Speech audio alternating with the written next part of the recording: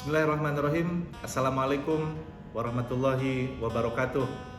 Tabi pun. Perkenalkan, nama saya Muslim Bashar. Saya dosen Universitas Muhammadiyah Lampung, Fakultas Agama Islam pada Prodi Pendidikan Agama Islam.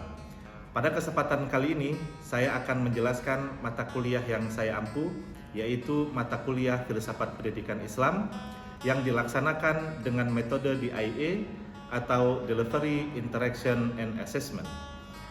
Hal ini dilakukan sebagai salah satu syarat mengikuti sertifikasi dosen tahun 2025, yaitu pernyataan diri dosen dalam unjuk kerja Tridharma Perguruan Tinggi, khususnya pada aspek pengajaran. Mata kuliah Filsafat Pendidikan Islam ini dirancang untuk membekali mahasiswa dengan pemahaman mendalam mengenai berbagai problematika dan dimensi filosofis dalam pendidikan Islam. Mahasiswa akan diajak untuk menyelami konsep-konsep dasar hingga persoalan-persoalan kontemporer pendidikan Islam melalui pendekatan filosofis yang kritis dan reflektif. Mata kuliah ini juga merupakan mata kuliah wajib bagi mahasiswa semester 3 Prodi Pendidikan Agama Islam dengan bobot sebanyak 2 SKS. Adapun capaian pembelajaran lulusan Prodi S1 Pendidikan Agama Islam yang dibebankan pada mata kuliah ini: pertama, menunjukkan sikap religius dan menjunjung tinggi nilai-nilai kemanusiaan dalam menjalankan tugas keilmuannya. Kedua, menguasai konsep teoritis filsafat pendidikan Islam beserta pendekatan, prinsip, metode, dan medianya. Sedangkan untuk CPMK pada mata kuliah ini, pertama, mampu berpikir logis, kritis, dan sistematis dalam memahami serta menerapkan filsafat pendidikan dalam konteks keindonesiaan. Dan yang kedua, terampil dalam mengembangkan pembelajaran PAI yang bermakna dan kontekstual melalui pendekatan filosofis. Pembelajaran akan berlangsung selama 16 kali pertemuan, di mana di dalamnya sudah termasuk pelaksanaan kuis, ujian tengah semester, dan ujian akhir semester. Kemudian, proses pembelajaran dilaksanakan secara offline dan online, yaitu menggunakan pendekatan partisipatif seperti diskusi kelompok, presentasi, dan penugasan mandiri. Materi juga disampaikan baik secara tatap muka di kelas maupun melalui platform Zoom atau Google Meet. Sedangkan evaluasi pembelajaran difokuskan pada ketepatan pemahaman mahasiswa, kesesuaian argumentasi, serta kemampuan kritis dan aplikatif. Penilaian dalam mata kuliah ini dilakukan secara beragam, mulai dari keaktifan dalam diskusi, pembuatan makalah, presentasi, kuis berkala, hingga ujian tengah semester dan ujian akhir semester. Pembobotan setiap bentuk evaluasi hasil pembelajaran adalah kuis interaktif sebanyak 10%, penugasan mandiri maupun kelompok sebanyak 35%, diskusi kelompok sebanyak 15%, ujian tengah semester sebanyak 20%, dan ujian akhir semester sebanyak 20%, dengan total pembobotan hasil evaluasi sebesar 100%. Sedangkan referensi utama yang digunakan dalam mata kuliah ini antara lain merupakan buku-buku yang khusus mengkaji filsafat pendidikan Islam, sedangkan pustaka pendukung lainnya berupa karya para tokoh pendidikan Islam, jurnal, dan artikel. Demikian informasi yang bisa saya sampaikan mengenai mata kuliah Filsafat Pendidikan Islam pada Prodi Pendidikan Agama Islam, Fakultas Agama Islam, Universitas Muhammadiyah Lampung. Berikut ini merupakan cuplikan dari proses pembelajaran yang saya laksanakan secara tatap muka di ruang kelas. Terima kasih, selamat menyaksikan. Wassalamualaikum warahmatullahi wabarakatuh. Baik, bismillahirrahmanirrahim. Assalamualaikum warahmatullahi wabarakatuh. Waalaikumsalam warahmatullahi wabarakatuh. Baik, apa kabar rekan-rekan sekalian? Alhamdulillah. Ya, baik, pada hari ini kita akan melanjutkan kuliah kita, yaitu mata kuliah Filsafat Pendidikan Islam yang ada di semester 3, dan ini adalah pertemuan kita yang keempat, dan mudah-mudahan perkuliahan kita berjalan dengan baik dan lancar. Sebelumnya saya akan absensi terlebih dahulu. Hadir semua? Apakah ada yang belum hadir? Hadir semua ya. Rahayu, Indri, Faiz, Akbar, hadir ya. Alhamdulillah kita hadir semua pada pertemuan kita hari ini. Nah, pada pertemuan sebelumnya kita kan sudah membahas tentang apa itu definisi filsafat, kemudian apa itu ruang lingkup dan kajian filsafat pendidikan Islam, dan kemarin pada pertemuan ketiga kita sudah membahas tentang apa saja pendekatan-pendekatan yang bisa kita lakukan dalam meneliti atau mengkaji tentang pendidikan Islam itu sendiri. Nah, kita coba untuk mereview terlebih dahulu apa materi-materi yang kita bahas pada minggu yang lalu. Nah, pada kesempatan ini kita akan masuk pada aspek yang keempat tadi, yaitu pendekatan secara ontologis, epistemologis, dan aksiologis. Nah, ini adalah tiga teori utama yang akan kita bahas pada pertemuan kita hari ini. Kita masuk pada cabang-cabang filsafat yang kita kaitkan, akan kita integrasikan itu dengan pendidikan Islam. Jadi ada tiga cabang utama dalam filsafat, yaitu ada ontologi, epistemologi, dan aksiologi. Bagaimana kemudian kita mengaitkan tiga cabang ini itu dengan pendidikan Islam? Baik, kita masuk pada ontologi.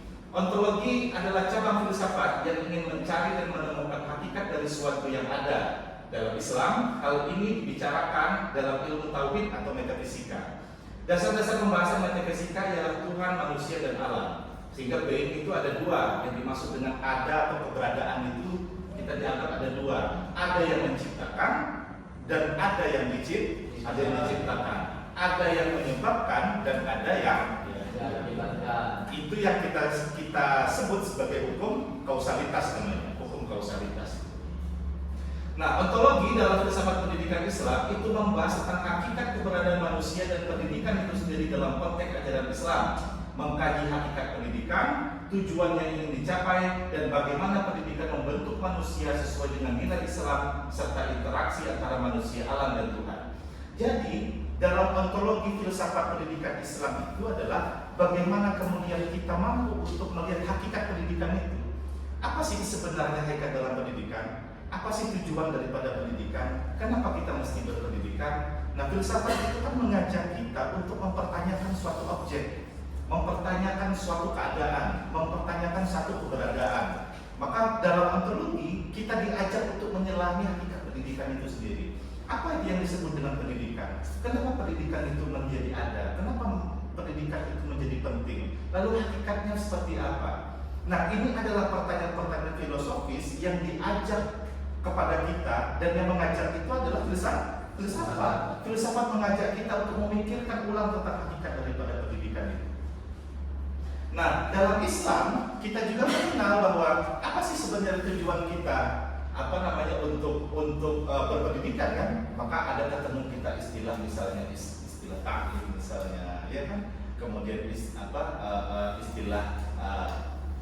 mu'addib atau adab, ya kan, bagaimana kita mempelajari adab. Kemudian bagaimana ada istilah ajar antara guru dan siswa. Itu adalah proses di mana sebenarnya kita diajak untuk menyelami tentang definisi atau hakikat daripada satu objek. Dalam konteks ini kita diajak untuk menyelami tentang hakikat, tujuan, serta nilai-nilai yang itu ada di dalam pendidikan Islam itu sendiri.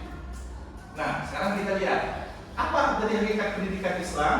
Hakikat daripada pendidikan Islam itu adalah mengembangkan potensi manusia tidak hanya pada aspek kognitif, tapi juga pada aspek spiritual, moral, dan sosial. Maka Islam, bedanya pendidikan Islam dengan pendidikan yang lain itu sebenarnya adalah bagaimana kemudian kita tidak hanya melakukan proses transferisasi keilmuan saja, tetapi bagaimana juga menanamkan nilai-nilai kognitif, nilai-nilai afektif, dan nilai-nilai psikomotorik. Tidak hanya berfokus pada nilai-nilai kognitif dan pengetahuannya saja, tetapi bagaimana dia membina dan membentuk moral manusia itu menjadi manusia yang baik. Kalau dalam Islam itu kita sebut sebagai insan kamil atau insan kafah gitu ya, manusia yang holistik, manusia yang komprehensif, insan yang baik, insan yang sempurna, insan yang menjunjung nilai-nilai keislaman. Kemudian tujuan daripada pendidikan adalah membentuk karakter mulia berupa insan kamil. Nah itu tadi, karena dia tidak hanya menekankan pada aspek kognitif, tapi juga aspek afektifnya, maka tujuan daripada pendidikan itu adalah bagaimana membentuk manusia yang sempurna. Mungkin tidak manusia itu menjadi sempurna, tidak, tetapi bahwa dia menjadi lebih baik dari hari kemarin, itulah tujuan daripada pendidikan Islam. Karena pesan-pesan dalil dalam agama kita juga adalah hanya orang-orang yang merugi itu apa? Orang-orang yang merugi itu adalah mereka yang tidak lebih baik daripada hari kemarin. Berarti hari ini harus menjadi hari yang lebih baik daripada hari kemarin. Itulah yang disebut dengan pembentukan karakter sehingga kita menjadi manusia yang lebih baik atau insan kamil itu sendiri. Kemudian bagaimana hubungan manusia dengan Tuhan, alam dan sesama manusia. Selanjutnya epistemologi. Apa yang kita maksud sebagai epistemologi? Epistemologi itu adalah metode kita memperoleh ilmu. Epistemologi itu adalah satu cara kita untuk melakukan proses pemerolehan ilmu. Bagaimana caranya? Caranya adalah melakukan pendekatan melalui sistem berpikir ilmiah, kemudian melalui observasi, penelitian dan lain sebagainya, dan dengan tujuan untuk menemukan kebenaran, mengembangkan peradaban dan mendekatkan diri kepada Tuhan yang Maha Esa. Nah, epistemologi ini karena dia merupakan bagian atau merupakan metode yang paling holistik untuk memperoleh ilmu, kita itu diajak untuk melakukan apa yang kita sebut sebagai sistem berpikir ilmiah. Apa saja sistem berpikir ilmiah itu? Yang pertama itu adalah logis, kemudian sistematis, analitis, dan kritis. Nah, 4 aspek berpikir ilmiah ini apa? 4 aspek berpikir ilmiah ini adalah menjadi landasan kita itu untuk melakukan proses berpikir ilmiah seperti yang disyaratkan di dalam epistemologi ini. Maka epistemologi itu mengajak kita untuk cari ilmu sebenarnya. Kalau dia aksiologi itu bicara tentang hakikat daripada pendidikan, mengajak kita untuk mempertanyakan ulang hakikat daripada pendidikan, maka epistemologi itu memiliki landasan atau fondasi ilmu pengetahuannya. Dalilnya apa kita wajib berpendidikan? Ya kan? Kemudian kenapa kita harus berpendidikan? Lalu caranya bagaimana? Lalu kalau kita mau melihat sesuatu itu, kita melaksanakan itu seperti apa? Maka diwajibkan kita untuk melakukan penelitian, observasi, eksperimen, dan lain sebagainya. Itu adalah bagian dari memperoleh ilmu pengetahuan yang disyaratkan di dalam epistemologi. Kita sebenarnya dalam kehidupan sehari-hari itu selalu melakukan eksperimen, observasi, penelitian dan lain sebagainya, walaupun itu dalam skala yang paling kecil. Kenapa? Karena ada rasa ingin tahu kita terhadap sesuatu, maka kita akan mencari cara untuk mendapatkan data yang kita inginkan itu. Nah, proses ingin tahu kita, langkah yang kita lakukan, cara-cara yang kita lakukan secara sederhana sekalipun itu merupakan bagian daripada yang kita sebut sebagai epistemologi itu sendiri. Kemudian lanjut, lalu epistemologi dalam filsafat pendidikan Islam itu adalah cara untuk memperoleh pengetahuan, hakikat pengetahuan, sumber pengetahuan dalam konteks pendidikan Islam. Mencakup bagaimana mendapatkan pengetahuan berdasarkan Al-Quran dan Sunnah, dan pengetahuan tersebut diolah, diaplikasikan dalam pendidikan. Nah, dasar utama di dalam epistemologi pendidikan Islam adalah dasar utamanya apa? Dasar utama pemerolehan ilmu di dalam pendidikan Islam itu adalah Al-Quran dan Sunnah. Kita mencari dalil, kita mencari landasan, mencari fondasi untuk mengembangkan pendidikan Islam itu yang didasarkan pada Al-Quran dan Sunnah.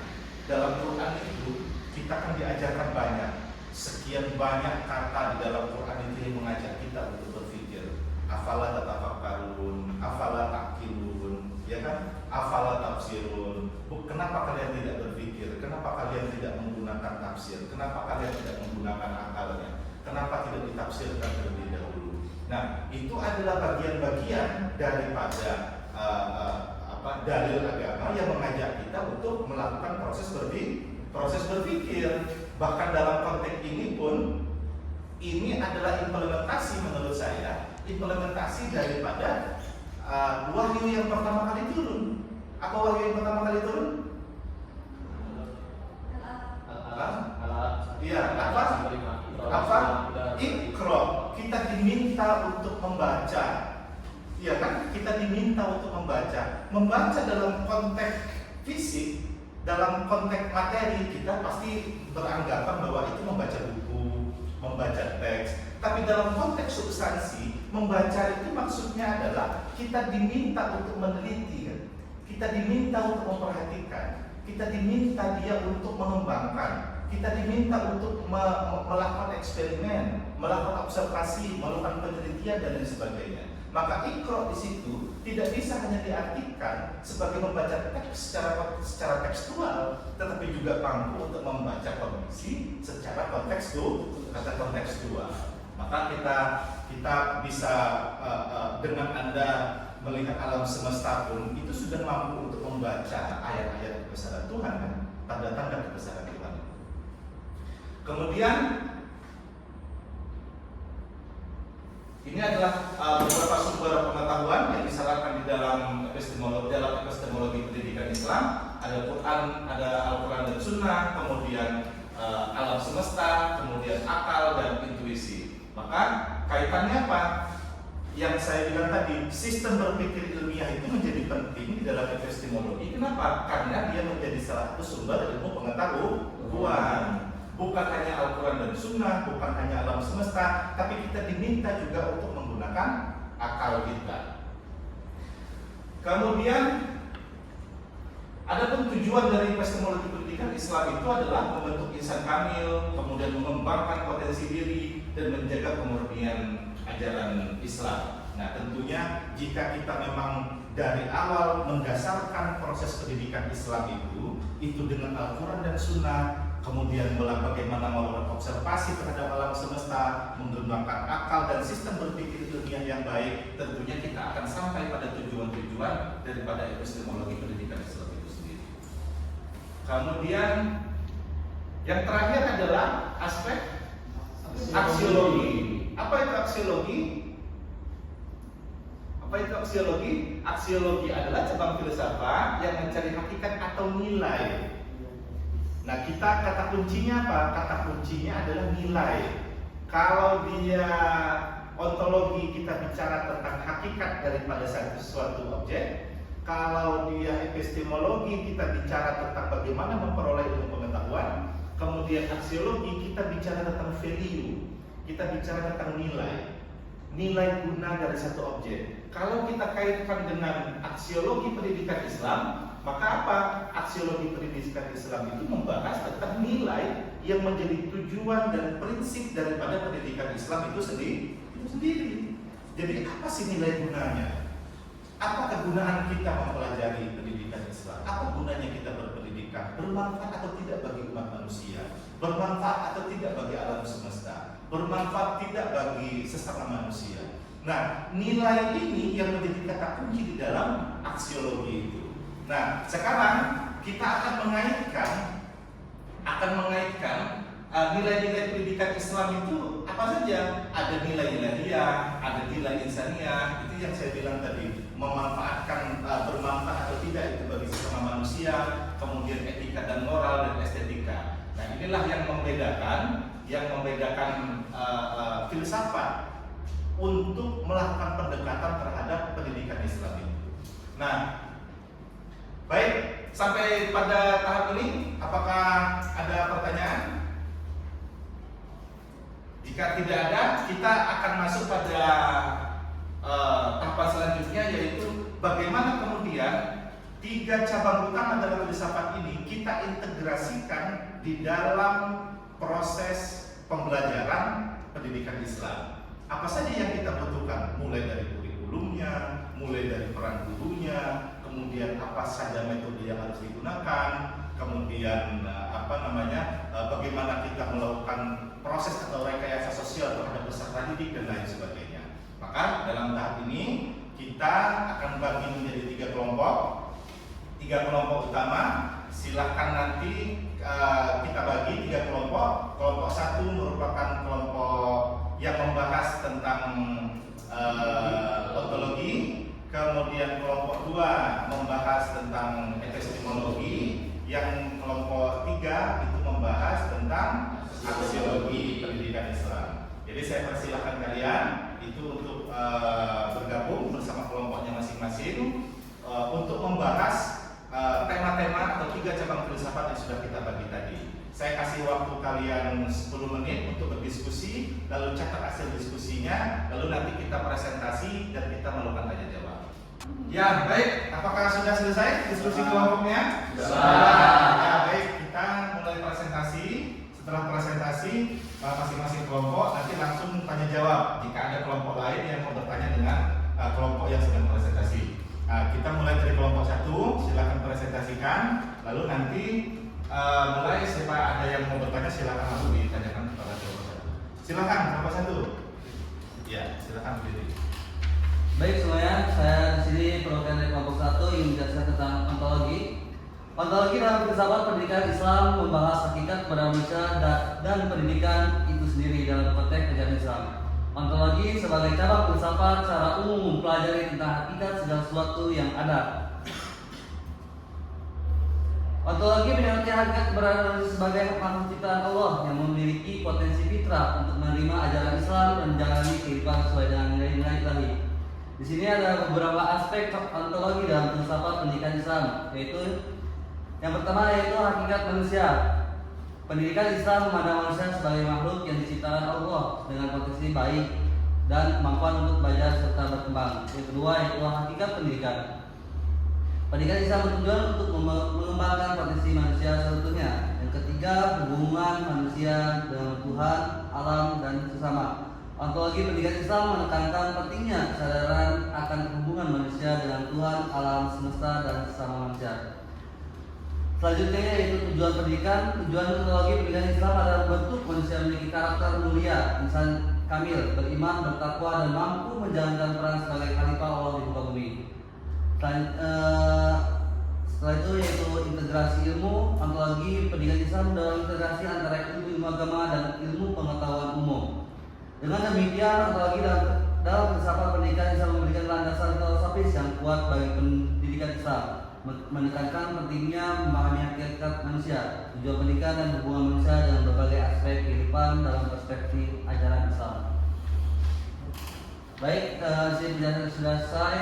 Untuk kelompok lain, silakan yang ingin bertanya, kami persilakan. Izin bertanya, saya perwakilan dari kelompok 2. Apakah pendidikan itu hanya sebatas transfer ilmu atau juga perubahan akhlak dan spiritual? Langsung dijawab. Kalau kita berbicara terkait pendidikan, maka tidak hanya sebatas transfer ilmu tentu.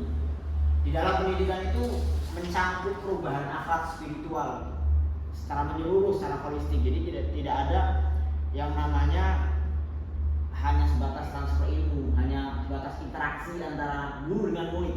Tidak hanya sebatas itu. Seperti yang tadi sudah dijelaskan oleh Bapak dosen, istilahnya tujuan pendidikan itu bahasa sederhananya lebih baik dari hari yang kemarin, itu tujuan pendidikan yang sudah berhasil gitu. Jadi tidak hanya sebatas transfer ilmu, enggak, mencakup secara keseluruhan. Baik, selesai? Masih ada yang bertanya lagi? Cukup? Baik, nanti lanjut ke kelompok 2. Silakan. Oke, masih ada yang tanya? Cukup? Oke, aplaus untuk kita semua. Ya, baik. Kita tadi sudah mendiskusikan tentang 3 cabang utama dalam filsafat yang kita kaitkan atau kita integrasikan itu ke dalam pendidikan Islam. Tentunya dari diskusi yang tadi itu cukup meluas ya.